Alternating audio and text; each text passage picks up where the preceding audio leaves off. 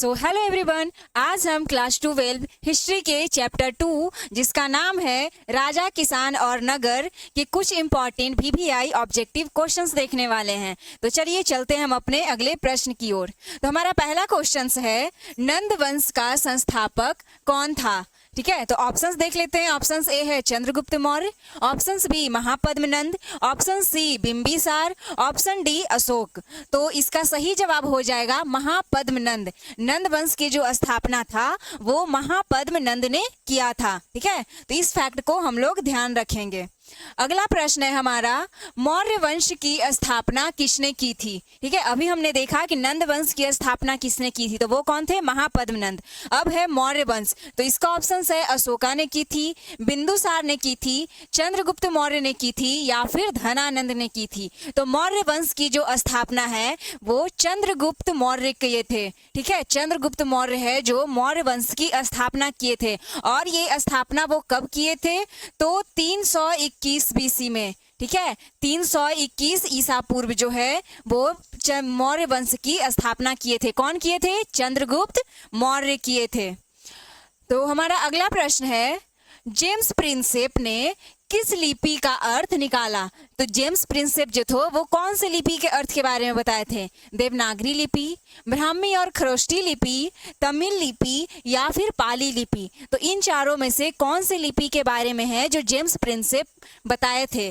तो हमारा सही आंसर हो जाएगा ब्राह्मी और खरोष्टी लिपि। जेम्स प्रिंसेप जो है वो ब्राह्मी और खरोष्टी लिपि का अर्थ बताए थे। ठीक है, हमारा नेक्स्ट क्वेश्चन है, प्रियदर्शी का अर्थ क्या है? ठीक है, प्रियदर्शी का अर्थ क्या है? ऑप्शंस है मनोहर मुखाकृति वाला राजा, वीर योद्धा, धर्म का पालन करने वाला या फिर न्यायप्रिय राजा। तो प्रियदर्शी का अर्थ क्या होता है?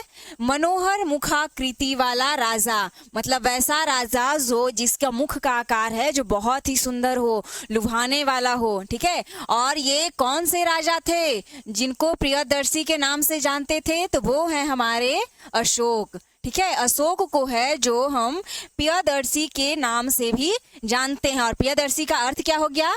मनोहर मुखाकृति वाला राजा। अगला प्रश्न देख लेते हैं। नेक्स्ट क्वेश्चन कह रहा है, अशोक किस धर्म के सबसे प्रसिद्ध शासक माने जाते हैं? जो अशोक थे, जो मौर्य वंश के थे, वो कौन से धर्म को सबसे ज्यादा संरक्षण दिए थे? जैन धर्म को दिए थे, बौद्ध धर्म को दिए थे, हिंदू धर्म को दिए थे या फिर सिख धर्म को दिए थे? तो जो अशोक थे वो सबसे ज्यादा है जो बौद्ध धर्म को संरक्षक दिए थे। ठीक है, ये बौद्ध धर्म को मानते थे और इसी के लिए वो आगे काम भी किए थे। अगला प्रश्न है हमारा, प्राचीनतम अभिलेख किस भाषा में लिखे गए थे? तो ऑप्शंस है संस्कृत भाषा में, ऑप्शंस बी तमिल भाषा में, ऑप्शन सी पाली भाषा में या ऑप्शन डी प्राकृत भाषा में। किस भाषा में है जो प्राचीनतम लेख लिखे गए थे? तो इसका सही जवाब हो जाएगा प्राकृत भाषा में। जो हमारा पहले का अभिलेख मिलता था वो किस भाषा में होता था? प्राकृत भाषा में होता था। ठीक है, और प्राकृत भाषा किसे कहते हैं? जो उन समय के जो आम नागरिक होते थे वो जिस भाषा को बोलते थे उसी भाषा में अभिलेख को लिखाया गया था। ठीक है, तो ये याद रखिएगा कि अभिलेख है जो प्राचीनतम टाइम में कौन से भाषा में था? तो प्राकृत भाषा में था। हमारा अगला प्रश्न है, अभिलेखों के अध्ययन को क्या कहा जाता है? पुरातत्व शास्त्र, साहित्य शास्त्र, अभिलेख शास्त्र या फिर भूगोल शास्त्र। तो अभिलेख का अध्ययन है तो उसे क्या बोलेंगे? अभिलेखा शास्त्र बोलेंगे। ठीक है, नाम से बिल्कुल ही क्लियर हो रहा है कि अभिलेख के अध्ययन को क्या बोलेंगे? अभिलेखा शास्त्र बोलेंगे। ठीक है, इसी तरह से अगर पुरातत्व का अध्ययन है तो उसे पुरातत्व शास्त्र बोलेंगे, साहित्य का अध्ययन है तो उसे साहित्य शास्त्र बोलेंगे, भूगोल का अध्ययन है तो उसे हम लोग भूगोल शास्त्र बोलते हैं। ठीक है, तो नेक्स्ट प्रश्न देखते हैं। अगला क्वेश्चन हमारा है, गणराज्य में किस प्रकार का शासन था? ठीक है, ऑप्शंस देख लेते हैं। ऑप्शन है एक व्यक्ति का शासन था, ऑप्शन बी है जन समूह का शासन था, ऑप्शन सी है धर्म गुरु का था या फिर विद्वानों का था। तो जो उस टाइम में गणराज्य होते थे तो गणराज्य में जो शासन होता था हमारा जन समूह का होता था। ठीक है, एक कुछ पीपल्स का ग्रुप बन जाते थे और वही जो है पूरा शासन करते थे। अगला प्रश्न देखते हैं हम। 9th क्वेश्चन कह रहा है भगवान महावीर और भगवान बुद्ध किस गण से संबंधित थे। ये जो दोनों भगवान थे, भगवान महावीर और भगवान बुद्ध, वो दोनों किस गण से बिलोंग करते थे। तो ऑप्शन है Kaushal, option B Magadh, option C Vajji और ऑप्शन डी गांधार। तो ये जो दोनों थे भगवान महावीर और भगवान बुद्ध, वो बज्जी गण से संपर्क रखते थे। ठीक है, कौन सा गण से? बज्जी। और बज्जी की राजधानी कहाँ थी? तो बज्जी की राजधानी थी वैशाली, जो कि हमारे बिहार में ही पड़ता है, आप लोगों को मालूम होगा तो। ठीक है, तो बज्जी की राजधानी कहाँ थी? वैशाली। और भगवान महावीर और भगवान बुद्ध जो हैं वो किससे बिलोंग करते थे? तो बज्जी से बिलोंग करते थे। ठीक है, नेक्स्ट क्वेश्चन देख लेते हैं। लोहे की खदान किस महाजनपद की समृद्धि का कारण थी? जो लोहे की खदान थी वो कौन से गणराज्य में पाया जाता था और उस गणराज्य का है जो विकास बहुत ज्यादा होता था? ऑप्शन ए है कौशल, ऑप्शन बी है मगध, ऑप्शन सी है गांधार, ऑप्शन डी है वत्स। तो इन चारों में से कौन सा गणराज्य था जहां पर लोहे की खदान का उपज होता था, लोहे की खदान है जो समृद्धि होती थी? तो वो था हमारा मगध। जो मगध महाजनपद था, यहाँ पे लोहे के खदान पाने के कारण ही यहाँ समृद्धि बहुत ज्यादा होता था। हर राजा है जो यहीं से शासन करना चाहते थे। ठीक है, और आप लोग पढ़े होंगे कि टोटल 16 महाजनपद में ये जो महाजनपद था मगध, ये सबसे बड़ा महाजनपद माना जाता था। अगला प्रश्न हम लोग देख लेते हैं। कह रहा है मगध की प्रारंभिक राजधानी कौन सी थी? जो हमारा मगध महाजनपद था, तो सबसे पहले इसकी राजधानी है जो कहाँ बनाई गई थी? पाटलिपुत्रा में बनाई गई थी, राजगृह में बनाई गई थी, या फिर उज्जैनी में बनाई गई थी, या तक्षशिला में बनाई गई थी। तो मगध की प्रारंभिक जो राजधानी थी वो हमारा कहाँ था? तो वो राजगृह था, जिसे आज हम लोग राजगीर भी कहते हैं, है ना। राजगीर का तो नाम सुने होंगे आप लोग ना, तो उसी को पहले राजगृह कहा जाता था। और मगध की जो सबसे पहले राजधानी बनाई गई थी वो राजगृह में बनाई गई थी। ठीक है, तो इस बात को भी ध्यान रखिएगा। मगध की राजधानी किस शासक के समय पाटलिपुत्रा लाई गई थी? तो बाद में जो है ये राजधानी पाटलिपुत्रा में लाई गई थी। तो किस शासक के टाइम में ये पाटलिपुत्रा राजधानी बनाई गई थी? ऑप्शन ए है बिंबिसार, ऑप्शन बी है अजातशत्रु, ऑप्शन सी है महापद्मनंद, या फिर उदयन। इनमें से किस राजा के टाइम में है जो पाटलिपुत्रा की राजधानी बनाई गई थी? मगध की राजधानी पाटलिपुत्रा को बनाई गई थी, तो वो थे उदयन। उदयन जो ही थे वो मगध की राजधानी को पाटलिपुत्रा बनाए थे। और इसके पहले है जो मगध की राजधानी कहाँ थी? तो वो थी राजगृह में। ठीक है, और चलिए अगला प्रश्न देखते हैं। अगला प्रश्न क्या कह रहा है हमारा? चाणक्य की प्रसिद्ध पुस्तक का नाम क्या है? चाणक्य है जो कौन से पुस्तक लिखे थे? ऑप्शन ए है अर्थशास्त्र लिखे थे, ऑप्शन बी है रामायण लिखे थे, ऑप्शन सी है महाभारत लिखे थे, या फिर वो मुद्रा राक्षस लिखे थे। तो इन चारों में से किस बुक को है जो लिखे थे चाणक्य? तो वो है हमारा अर्थशास्त्र। ठीक है, अर्थशास्त्र जो बुक है इसके लेखक कौन है? तो चाणक्य को मानते हैं। और मुद्रा राक्षस, इस बुक के लेखक किनको मानते हैं? कौन है जो मुद्रा राक्षस के बुक को लिखे थे? तो ये थे हमारे विशाखादत्त। ठीक है, विशाखादत्त जो थे वो मुद्रा राक्षस बुक को लिखे थे। और अर्थशास्त्र बुक को कौन लिखे थे? तो वो थे चाणक्य। तो इन दोनों फैक्ट्स को ध्यान में रखिएगा। हमारा नेक्स्ट क्वेश्चन कह रहा है इंडिका पुस्तक किसने लिखी थी? इंडिका जो बुक है इस बुक की रचना किन्होंने की थी? ठीक है, ऑप्शंस देख लेते हैं। ए चाणक्य, बी है मेगास्थनीज, सी है अशोका और डी है कालिदास। तो इन चारों में से किन्होंने बुक की, इंडिका बुक की रचना की थी? तो वो थे कौन? मेगास्थनीज। मेगास्थनीज ही जो हैं वो इंडिका पुस्तक की रचना किए थे। ठीक है, चलिए अगले प्रश्न की ओर बढ़ते हैं। हमारा 15 नंबर का क्वेश्चन कह रहा है अशोक के धम्म का मुख्य उद्देश्य क्या था? जो अशोक थे वो धम्म जो अपनाए थे, तो वो धम्म का प्रचार क्यों करते थे? आखिर उनका वजह क्या था? मेन उनका क्या उद्देश्य था? तो ऑप्शंस देख लेते हैं। सेना का विस्तार करना चाहते थे वो, या अहिंसा और धर्म का प्रचार करना चाहते थे, या फिर वो व्यापार का विकास करना चाहते थे, या फिर युद्ध की तैयारी करना चाहते थे? तो अशोक के धम्म का मुख्य उद्देश्य है जो क्या था, तो वो अहिंसा और धर्म का प्रचार करना चाहते थे। ठीक है, धम्म का उद्देश्य उनका यही था कि वो अहिंसा का प्रचार करना चाहते थे। तो इस बात को भी ध्यान में रखिएगा। अगला प्रश्न कह रहा है हमारा, अशोक के अभिलेख कहाँ तक मिले हैं? अशोक के जो अभिलेख हैं वो कहाँ तक हमें लास्ट मिले हैं? पश्चिमोत्तर पाकिस्तान तक मिले हैं, तक्षशिला तक मिले हैं, दक्षिण भारत तक मिले हैं, या फिर हिमालय तक मिले हैं?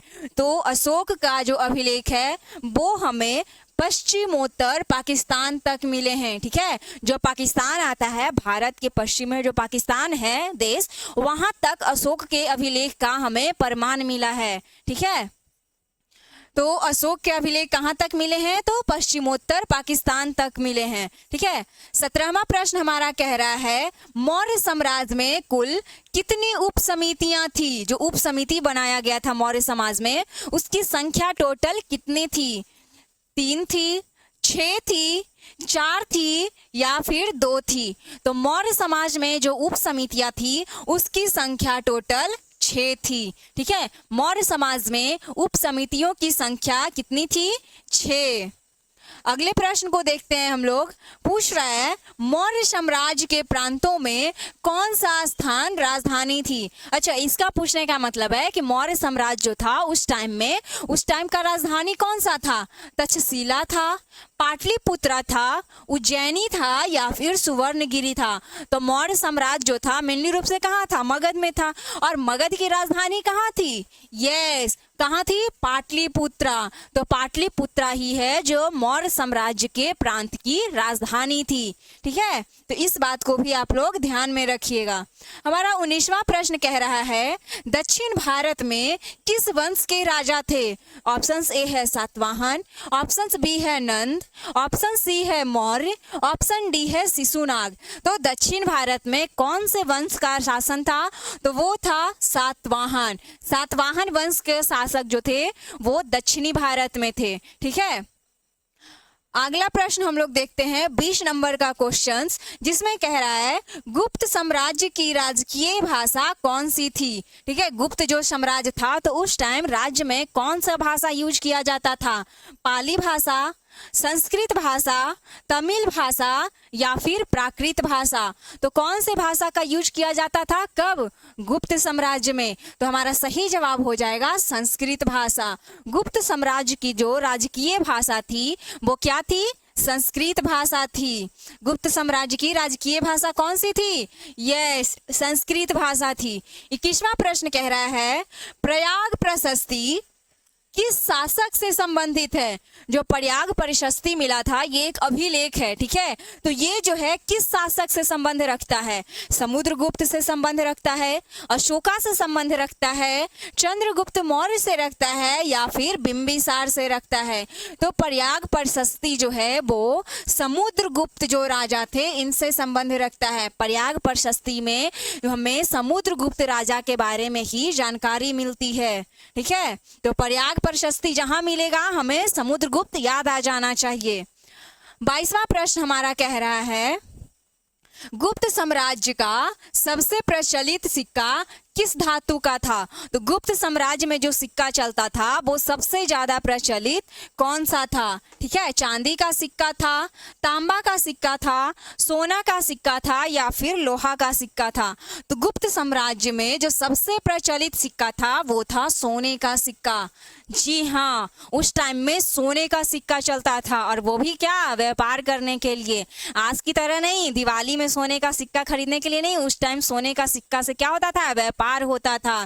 किस टाइम में? गुप्त साम्राज्य के टाइम में। तो वही है, गुप्त साम्राज्य के टाइम में सबसे पुराना सिक्का कौन सा सिक्का जो सबसे ज्यादा चलता था? तो वो था सोने का सिक्का। ठीक है, अगला प्रश्न हम लोग देख लेते हैं, गृहपति, गृहपति नहीं है ये गृहपति होना चाहिए। जो गृहपति शब्द का प्रयोग किसके लिए किया जाता था? गृहपति जो यूज होता है वो किन के लिए यूज करते थे हम लोग? राजाओं के लिए, व्यापारियों के लिए, घर के मुखिया के लिए, या सैनिकों के लिए? तो गृहपति शब्द का उपयोग हम लोग घर के मुखिया के लिए करते थे। ठीक है, घर के जो सबसे हेड मेंबर होते थे उन्हें हम लोग गृहपति भी बुलाया करते थे। ठीक है, उन्हें गृहपति भी कहते थे।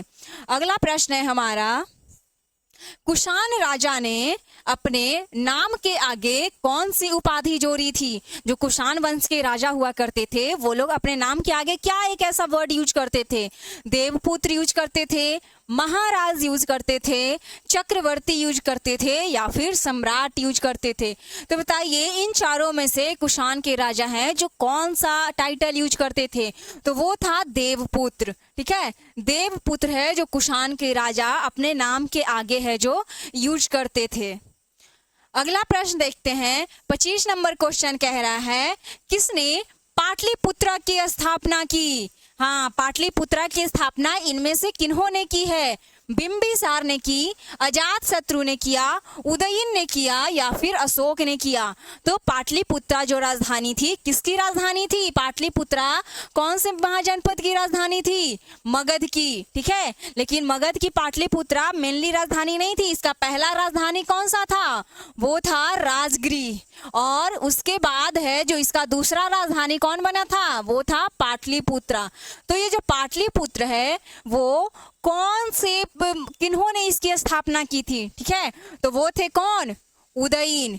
जो उदयन थे वही पाटलिपुत्रा की स्थापना किए थे और वही इसकी राजधानी भी बनाए थे। पाटलिपुत्रा जो राजधानी है वो कौन बनाए थे? तो उदयन भी बनाए थे। ठीक है, ये राजधानी है जो उदयन ही बनाए थे पाटलिपुत्रा को। और पहले से मगध की राजधानी क्या थी? तो राजगृह थी। अगला प्रश्न देखते हैं, 26 नंबर क्वेश्चन कह रहा है, अशोक के अभिलेखों में कितनी उपाधियां दी गई है? अशोक के अभिलेखों में कितनी उपाधियां दी गई है? 2, 3, 4 या फिर 5? तो उनके अभिलेख में 2 उपाधियां दी गई है। ठीक है, इस फैक्ट को याद रखिएगा कि अशोक के अभिलेख में कितनी उपाधियां दी गई है? तो 2 उपाधियां दी गई है। अगला प्रश्न कह रहा है, अशोक की कौन सी उपाधि का अर्थ देवताओं का प्रिय है? कौन सी उपाधि का मतलब है कि उसका मतलब होता है कि वो देवताओं के प्रिय थे? तो हमारा ऑप्शन है प्रियदर्शी, वी है देव प्रिय, सी है चक्रवर्ती या डी है महामानव? तो इसमें से किस ऑप्शन के थ्रू लग रहा है कि उसका अर्थ जो होगा देवताओं का प्रिय होगा? देवताओं का प्रिय मतलब देव प्रिय। यस, अशोक को देव प्रिय के नाम से भी जानते थे। देव प्रिय का उपाधि लिए थे और देव प्रिय का अर्थ क्या होता है? देवताओं का प्रिय। ठीक है, 28 नंबर क्वेश्चन कह रहा है, अशोक ने किस नाम से धम्म का प्रचार किया?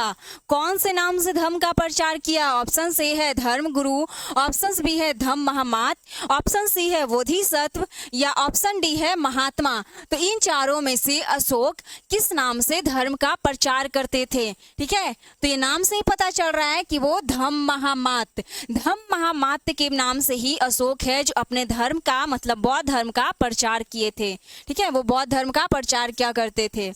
नेक्स्ट क्वेश्चन कह रहा है हमारा, गुप्त साम्राज्य की राजकीय प्रशंसा में कौन सी रचना प्रसिद्ध है? इसमें से कौन सी रचना है जो गुप्त साम्राज्य के राजकीय प्रशंसा किए हैं उसके बारे में बताए हैं?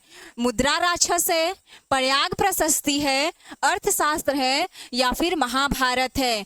तो गुप्त साम्राज्य के बारे में है जो कौन किए थे, किस में मिलता है? तो वो है प्रयाग प्रशस्ति। प्रयाग प्रशस्ति में है जो गुप्त साम्राज्य को में राजकीय प्रशंसा की गई है। ठीक है, अगला प्रश्न हमारा कह रहा है, मौर्य साम्राज्य की स्थापना किस वर्ष हुई थी? तो हमने ये शायद आपको फर्स्ट वाले क्वेश्चन में ही बताया था ना कि मौर्य साम्राज्य की जो स्थापना है वो कौन किए थे?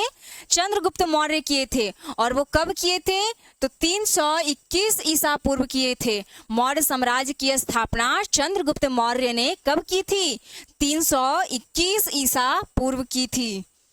अगला प्रश्न कह रहा है हमारा, किसने सबसे पहले सोने के सिक्के जारी किए? जो सबसे पहले है वो सोना के सिक्का कौन चलाए थे? ऑप्शन ए है मौर्य चलाए थे, ऑप्शन बी है कुषाण, ऑप्शन सी है गुप्त और ऑप्शन डी है सातवाहन। तो इसमें से कौन जो थे सोने के सिक्के पहली बार चलाए थे? तो वो थे हमारे कुषाण। ठीक है, कुषाण वंश जो थे वो सबसे पहले सोने के सिक्के चलाए थे। और सातवाहन के बारे में हम लोगों ने क्या पढ़ा कि ये दक्षिणी में वंश था, ठीक है, दक्षिण के शासक थे कौन, सातवाहन। अगला प्रश्न देखते हैं हम लोग जो 32 है, गुप्त काल में शासकों द्वारा जारी सिक्कों की विशेषता क्या थी। जो गुप्त काल में सिक्का जारी किया था तो सिक्का की क्या विशेषता थी, उच्च गुणवत्ता की थी, अशुद्ध सोना का वो सिक्का होता था, लोहे का सिक्का होता था, या फिर वो रजत मुद्रा होता था। तो इसमें से क्या ऐसा खास बात होता था गुप्त काल के सिक्कों में, तो वो उस टाइम के जो सिक्के थे वो उच्च गुणवत्ता के हुआ करते थे। उस टाइम के सिक्के की क्या खास बात थी कि वो हाई क्वालिटी के हुआ करते थे, उच्च गुणवत्ता के सिक्के हुआ करते थे। 33 नंबर का क्वेश्चन देखते हैं। 33 नंबर में हमारा कह रहा है किस ग्रंथ में चाणक्य द्वारा मौर्य साम्राज्य की स्थापना का वर्णन है। तो इसमें से कौन सा बुक है जिसमें से चाणक्य है जो मौर्य साम्राज्य की स्थापना के बारे में बताए हैं। तो इसमें से बता दीजिए चाणक्य द्वारा बुक कौन सा लिखा गया था। हाँ, अर्थशास्त्र बुक है जो चाणक्य लिखे थे, और इसमें मौर्य साम्राज्य के बारे में वो इसमें डिटेल में बताए थे। और मुद्रा राक्षस कौन लिखे हैं, तो विशाखादत्त लिखे हैं। अगला प्रश्न देख लेते हैं हम। अगला क्वेश्चन कह रहा है गुप्त साम्राज्य का संस्थापक कौन था। जो गुप्त साम्राज्य था उसके संस्थापक कौन थे। ऑप्शन सी है समुद्रगुप्त, ऑप्शन बी है चंद्रगुप्त प्रथम, ऑप्शन सी है बिंबिसार, ऑप्शन डी है अशोक। तो गुप्त वंश के जो संस्थापक थे वो कौन थे, वो थे चंद्रगुप्त प्रथम। चंद्रगुप्त प्रथम को गुप्त साम्राज्य का मेनली रूप से संस्थापक माना जाता है, ठीक है। अगला प्रश्न देखते हैं। अगला क्वेश्चन है किस शासक ने गुप्त साम्राज्य को स्वर्ण युग कहा है। गुप्त साम्राज्य को क्या कहा है, स्वर्ण युग कहा है। ऑप्शन ए है समुद्रगुप्त, ऑप्शन बी है चंद्रगुप्त प्रथम, ऑप्शन सी है विक्रमादित्य, ऑप्शन डी है अशोक। तो कौन से शासक को है जो गुप्त साम्राज्य के टाइम में उसके गोल्डन पीरियड माना गया है, स्वर्ण युग माना गया है, तो विक्रमादित्य। चंद्रगुप्त विक्रमादित्य जो है उनके टाइम को गोल्डन पीरियड माना गया है, स्वर्ण युग माना गया है, ठीक है। अगला प्रश्न हम लोग देख लेते हैं गुप्तकालीन समाज में किस वर्ग का महत्व था। कौन से वर्ग को ज्यादा महत्व दिया जाता था, ब्राह्मण, क्षत्रिय, शूद्र या फिर वैश्य। तो इन चारों में से जो हमारा जाति है जो सबसे ऊपर रहेगा उसी को ज्यादा महत्व दिया जाएगा, है ना, जो कि कौन सा था, ब्राह्मण। जो ब्राह्मण वर्ग था इसको सबसे ज्यादा महत्व दिया जाता था, कब, गुप्त साम्राज्य के टाइम में, ठीक है। अगला प्रश्न देख लेते हैं हर्षचरित किसकी जीवनी है। जो हर्षचरित बुक लिखा गया है वो किन के बारे में लिखा गया है, समुद्रगुप्त के बारे में है, अशोका के बारे में है, हर्षवर्धन के बारे में है, या फिर चंद्रगुप्त मौर्य के बारे में है। तो हर्षचरित किनके बारे में है, हर्षवर्धन के बारे में है। नाम से ही क्लियर हो रहा है कि हर्षचरित किनके बारे में होगा, हर्षवर्धन के बारे में होगा। और हर्षचरित लिखे कौन थे, तो इस बुक को लिखे थे कौन, बाणभट्ट, ठीक है। हर्षचरित बुक को है जो कौन लिखे थे, तो वो बाणभट्ट लिखे थे, ठीक है। इसको भी याद रखिएगा कि हर्षचरित बुक को कौन लिखे थे, बाणभट्ट लिखे थे। और ये किसके जीवनी पर आधारित है, तो ये हर्षवर्धन के जीवनी पर आधारित है। 38 नंबर का क्वेश्चन कह रहा है किस भाषा में प्रयाग प्रशस्ति लिखी गई थी। जो प्रयाग प्रशस्ति अभिलेख था हमारा, जो कौन से राजा के बारे में बताता है, हाँ, समुद्रगुप्त, ठीक है। तो ये कौन से भाषा में लिखा हुआ था, पाली में था, संस्कृत में था, तमिल में था, या फिर प्राकृत में था। तो इस क्वेश्चन का आंसर वही होगा जिसका जवाब आपने दिया था कि गुप्त साम्राज्य का राजकीय भाषा कौन सा था। आपने एक क्वेश्चन का जवाब दिया था ना कि गुप्त साम्राज्य का राजकीय भाषा क्या था, तो उसका जवाब क्या था, संस्कृत। तो जो राजकीय भाषा था उसी भाषा में प्रयाग प्रशस्ति भी लिखा हुआ था। तो प्रयाग प्रशस्ति है जो कौन से भाषा में लिखा हुआ था, तो वो संस्कृत भाषा में लिखा हुआ था। 39 नंबर का क्वेश्चन कह रहा है कौन से शासक ने गुप्त साम्राज्य की राजधानी पाटलिपुत्रा को बनाया। कौन से शासक थे जो गुप्त साम्राज्य की राजधानी जो है उसको पाटलिपुत्रा बनाए थे। चंद्रगुप्त मौर्य थे, समुद्रगुप्त थे, विक्रमादित्य थे, या फिर उदयन थे। तो इसमें से पूछ रहा है गुप्त साम्राज्य की राजधानी ना, तो गुप्त साम्राज्य की राजधानी जो पाटलिपुत्रा बनाए थे वो कौन बनाए थे, अगला प्रश्न कह रहा है किस अभिलेख में समुद्रगुप्त के विजय अभियानों का वर्णन है। समुद्रगुप्त के कौन से अभिलेख में उनके विजय का वर्णन है। प्रयाग प्रशस्ति अभिलेख में, गिरनार अभिलेख में, सहवाच गारही अभिलेख में या फिर लौरिया स्तंभ में। तो इसमें से कौन सा राइट आंसर हो जाएगा आपका, प्रयाग प्रशस्ति। समुद्रगुप्त के विजय का जो है अभिलेख वो प्रयाग प्रशस्ति में पाया जाता है। ठीक है, प्रयाग प्रशस्ति है जो किससे रिलेटेड है, समुद्रगुप्त से रिलेटेड है। अगला प्रश्न देख लेते हैं, कह रहा है अशोक के अभिलेखों में किस लिपि का प्रयोग हुआ है। जो अशोक के अभिलेख लिखे गए हैं उसमें से कौन सी लिपि में लिखी गई है, देवनागरी में, ब्राह्मी लिपि में, खरोष्टी लिपि में या फिर संस्कृत लिपि में। तो अशोक के जो अभिलेख हैं वो ब्राह्मी लिपि में लिखे गए हैं। ठीक है, कौन सी लिपि में लिखे गए हैं, तो वो ब्राह्मी लिपि में लिखे गए हैं। अगला प्रश्न है हमारा 42 नंबर क्वेश्चन, किस भाषा में जातक कथाएं लिखी गई थी। जातक जो कथाएं थी जो कि बौद्ध धर्म से रिलेटेड है वो कौन से भाषा में लिखी गई थी। ऑप्शन ए है संस्कृत, ऑप्शन बी है पाली, ऑप्शन सी है तमिल या फिर प्राकृत। तो कौन सा भाषा था जिस भाषा में जातक की कथाएं लिखी हुई थी, तो वो था हमारा प्राकृत भाषा में। जो हमारा जातक कथाएं लिखी हुई थी वो कौन सी भाषा में थी, तो प्राकृत भाषा में थी। अगले प्रश्न को देखते हैं, कह रहा है मौर्य साम्राज्य के धर्म का प्रमुख सिद्धांत क्या था। मौर्य साम्राज्य का जो धर्म था इसका प्रमुख रूप से क्या सिद्धांत था। ऑप्शन ए कह रहा है हिंसा का प्रचार, ऑप्शन बी है सत्य बोलना, ऑप्शन सी है युद्ध का विस्तार या फिर धार्मिक एकता। तो उसमें जो हमारा धर्म का प्रमुख सिद्धांत था वो क्या हो जाएगा, सत्य बोलना। सत्य बोलने के उसमें प्रचार किया गया था कि हम लोगों को हमेशा सत्य बोलना चाहिए। अगला प्रश्न देख लेते हैं, 44 नंबर कह रहा है अशोक की उपाधि प्रियदर्शी का अर्थ क्या है। प्रियदर्शी का मतलब क्या है, देवताओं का प्रिय, मनोहर मुखाकृति, धर्म का पालन करना या फिर महायोद्धा। तो इनमें से प्रियदर्शी का अर्थ क्या हो जाएगा। प्रियदर्शी मतलब होता है मनोहर मुखाकृति। मनोहर मुखाकृति जो है वो अशोक की थी। और देवताओं का प्रिय जो थे वो भी अशोक थे। इनका तो इसको क्या नाम दिया जाता था, हाँ देव प्रिय जो भी है वो भी अशोक की ही उपाधि थी। तो देव प्रिय हो गया, प्रियदर्शी हो गया, अशोक हो गया, वे सब किनका नाम है, वो सब हमारे अशोक का ही नाम है। अगला प्रश्न देख लेते हैं। अगला प्रश्न कह रहा है हमारा, अगला प्रश्न है मौर्य साम्राज्य की जानकारी का मुख्य स्रोत कौन सा है। कौन सा स्रोत से हमें मौर्य साम्राज्य के बारे में जानकारी मिलती है। अभिलेखों से मिलती है, साहित्य से मिलती है, पुराण से मिलती है या फिर मुद्रा राक्षस से मिलती है। तो मौर्य साम्राज्य की जानकारी जो है हमें अभिलेख से मिलती है।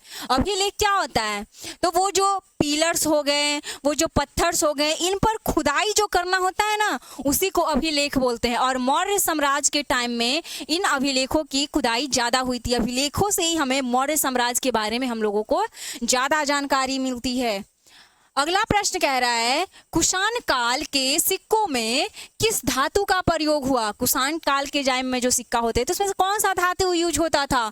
चांदी का यूज होता था, तांबा, सोना या फिर लोहा। तो इसमें से कौन सा धातु यूज होता था, सोना का यूज जो है कुषाण काल के टाइम में प्रयोग होता था। ठीक है, अगला प्रश्न है हमारा मौर्य साम्राज्य के प्रशासन में किसकी भूमिका थी। मौर्य साम्राज्य के प्रशासन में किसकी भूमिका थी, नौसेना की, मंत्री की, शासक की या फिर प्रजा की। तो मौर्य साम्राज्य के शासन में है जो मेनली रूप से मंत्री की भूमिका थी। ठीक है, मंत्रियों की भूमिका उसमें ज्यादा थी।